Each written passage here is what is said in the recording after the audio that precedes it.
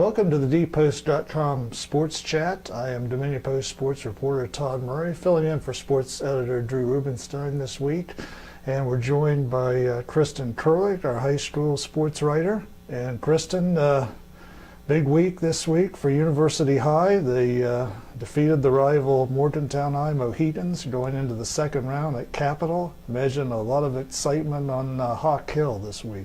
Definitely. UHS got their first 2 wins against MHS this year since 2007. Knocked off the Mohegans in the Mohawk Bowl at the end of the regular season, and then again last week in the first round of the playoffs. Only allowed 3 points in each of those games, which was really huge. That MHS offense was had a lot of firepower coming in, and yeah. Mylan Pharmaceutical Stadium was pretty pumped after that game. Those players were excited. Yeah. I knew you were out at University High's practice on Monday. Did you get a sense in talking to some players that they have indeed moved on that? Because obviously Capitol could care less that they beat Morgantown High twice. Exactly. I mean, they're still happy about it. Obviously, that's a big deal. Those seniors had never beaten MHS before, so I know they're happy to kind of end their regular season careers on that note. But at the same time, they're ready for a playoff run. You know, they said just that. Yeah, it was great, but we're focused on Capitol now. They were watching film that day and studying. Capitol's a brand new opponent instead of someone they've seen all the time. So they're definitely looking ahead now.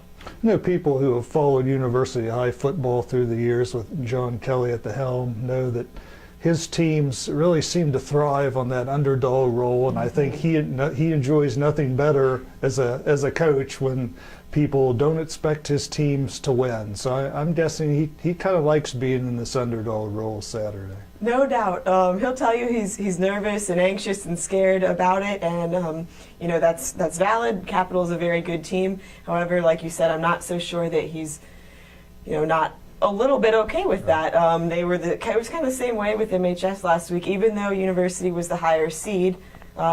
You know, like we just said, University hadn't beaten MHS since 2007, so they could still kind of play that underdog card going in against Capitol. Capitol's now the higher seed. I don't think anyone really expects University to come out of this game with a win, and definitely they are using that as motivation this week in practice. I know you've looked into Capitol a little bit. What can you tell us about maybe some of the key players and things that they like to do on both sides of the ball? Yeah, Capitol is very athletic. They are big and physical. Their defensive line is impressive. Their tackles, big, strong kids.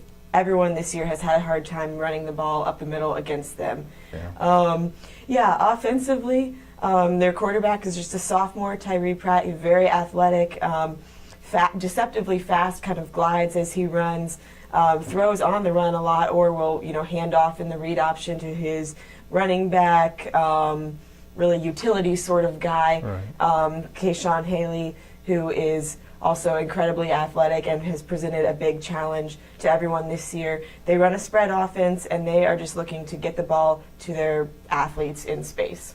Yeah. Is there a UHS player people might want to keep their eye on Saturday who could be a real key in this game? You know, I mean, the Hawks have some key players who have been kind of in the spotlight all season. You have Travis Renner, the quarterback, is really playing well right now.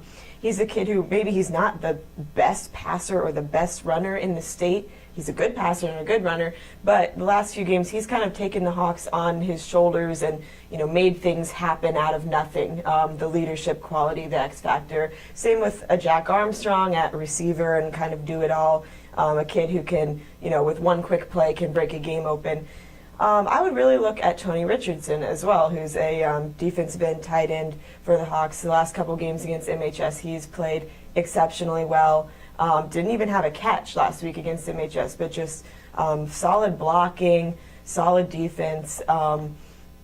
Look for him to try to get into the backfield this week and make something happen on defense. Yeah, no, there's always a lot of intensity in these second round games with Thanksgiving week coming up, and that's every team's goal at the beginning of the year. They want to be practicing Thanksgiving week, Thanksgiving Day. Huh? Yeah, no doubt. Okay, Kristen, 1:30 at Laidley Field on Saturday. We look forward to it. Appreciate your time this week, and please continue to follow our high school coverage on TheDPost.com.